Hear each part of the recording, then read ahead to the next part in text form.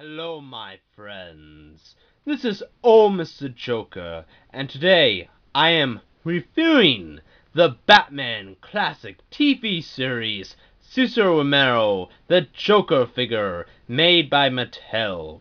Now, before I go into the review and show you the figure, I just want to show you how he looks like in the package because he looks so beautiful in this unique, awesome package. That's a great tribute to the 1960s TV show.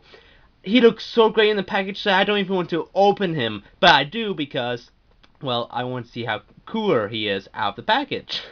But still, though, I suggest, though, if you are a big fan of the TV show and you really do love the package like I do, you might want to get two of these figures because he looks so great in the package. I just love him so much in his unique, great packaging here.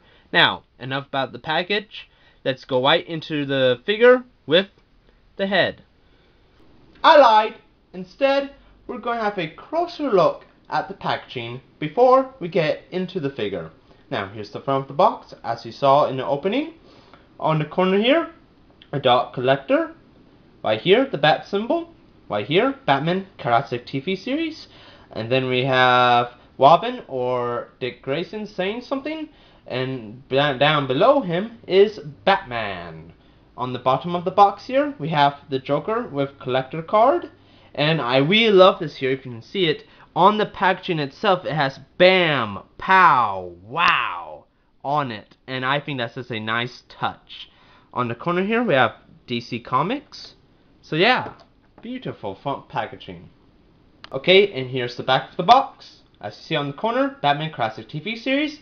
Right here, the Joker, the bio of the Joker, and on the bottom here we have Same Bat Time, Same Bat Channel, featuring Batman, the Riddler, the Penguin, Catwoman, and Surf's Up Batman. And right here in the middle is the Joker. And I really love the cartoon style because it gives tribute to the opening theme of each episode, and I really love it so much. But here's one thing I want to question. Why is the Joker wearing a green suit and not purple? I think they messed up on that a little bit. But oh well, still a great picture. I really love this so much that they did this whole cartoon thing. Love it. Now, we're finally going to look at the figure. So here we go. So, here's the figure. And let me tell you, it is a great looking figure. I've always been wanting a Cesar Romero Joker figure my whole life. I've been begging a company to do a Cesar Romero Joker figure, and when I heard that Mattel was doing this 1960s classic Batman series line, I know I had to get this figure. You know what? I did, and I'm so happy. This is a great tribute to the 1960s Cesar Romero Joker. So, let's have a closer look at this figure, starting with the head. Now, here is the head sculpt. As you can see, it looks beautiful. Now, out of all the figures in this 1960s classic Batman line, I think the Joker is the best. Especially too with the likeness, because when you look at this figure, you can tell that is Cesar Romero. Just a wonderful figure. And what I love so much more about this head sculpt is the expression that they give it. It's just, when you look at that, you can tell it's a 1960s Joker. Just beautiful work. Now, onto the paint detailing. As you can see, looks great. Real nice job, I think. Especially to love the red lips and his mouth. But there's a problem though with accuracy with the paint detailing work. His eyebrows right there are painted gray. In the TV show, they're black. And his eyeliner is only on the top of his eyes. Where in the TV show, it's the whole eye. So yeah.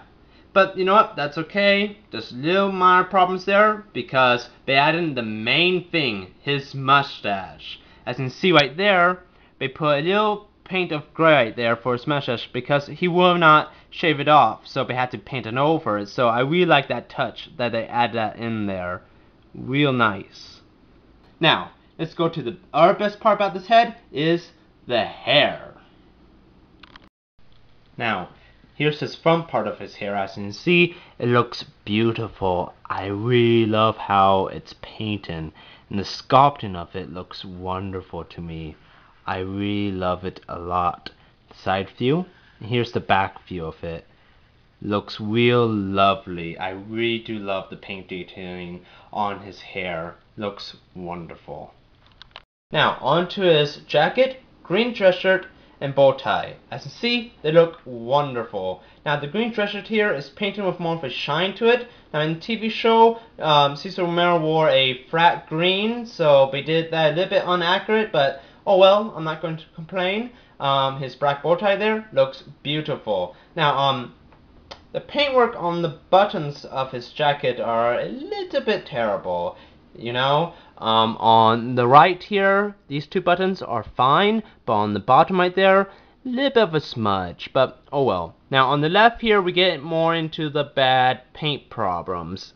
As you can see there on the bottom, we got a little bit more of a smudge. It does not go on the button sculpt so well, but nothing too noticeable. The middle looks fine, but when we get to the top, ooh, yeah, the paintwork on there is not that great. Does not cover the whole button sculpt and goes off from it.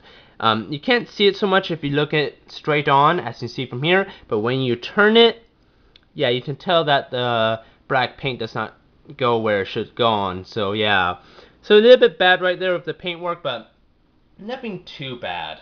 Now let's take more of a look at his jacket here. If we turn around, we can see his beautiful cufflink right there.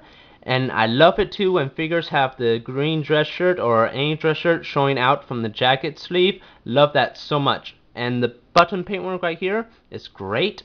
If we turn around from the back side, I love it. Look at that. It flows beautifully on him. The sculpt right here looks so great with the jacket. I love it so much. Does a beautiful job with the back portion of his jacket. Love it. Now, we will address the third issue with the jacket here, and that is that that's how much you will open. If you're trying to open the jacket, that's how much it will do, because they glued the jacket to the figure, so you can see his vest at least there, and more of his bow tie, but that's it. That's all you're going to get. So yeah, that's very bad, but oh well. Still though, a great looking jacket, sculpt, and overall real great. Now, here are the legs. As you can see, a beautiful paint detailing work with the stripes. There is no smudging at all. On the side here, beautiful. In the back, real nice job. Now, there are two problems I have though with his legs. One is that the swivel joint right here on both the legs are a little bit loose, but nothing too much. And the other problem too is that they use two different shades of pink, or well, purple. From the crotch to the swivel right here, and from the swivel to the foot, there are two different shades of pink. From the crotch to the swivel is a more darker, shinier pink almost, and from the swivel to the foot is a more flat finish. You can't really tell from far away, unlike this figure right here, where you can definitely tell it's two different shades of purple. But with this figure, you really can't. Unless if you look super close at the legs. But when you do that, you can't really tell so much. So yeah, they blend in the two different shades of purple very well. I really do like that.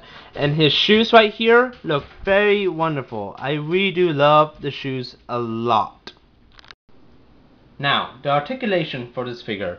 The head can turn from there into there. It can go up about that far and go down that far.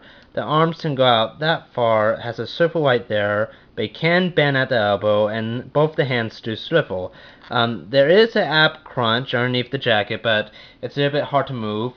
There is a swivel at the waist. The legs can go in and out. It can only go back about that far because it's hindered by the tails of the coat.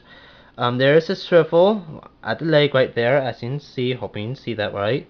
The legs do bend, but I'm not going to bend them right now because it's a little bit tight, and the feet do swivel just a tiny bit. So this guy doesn't have the best articulation, but it works for this figure, you know, especially too with the first Cesar Romero figure we have so far. I'm not going to complain right now.